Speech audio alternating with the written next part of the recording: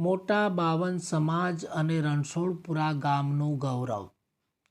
નમ્ર મેહુલભાઈ પટેલ કે જેમણે આ વર્ષે બીટેક માટે આઈઆઈટી હૈદરાબાદમાં એડમિશન મેળવેલ છે.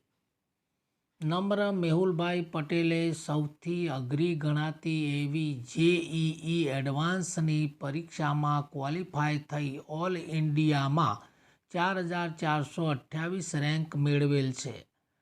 આ ઉપરાંત નમ્રએ બાર સાયન્સ બોર્ડની પરીક્ષામાં 94.89% રેન્ક અને ગુજકેટની પરીક્ષામાં 99.51% રેન્ક મેળવેલ છે.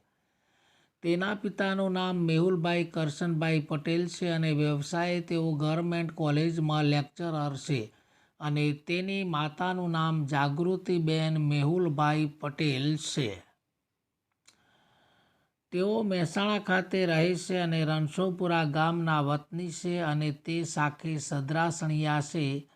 નમ્રને ખૂબ ખૂબ અભિનંદન.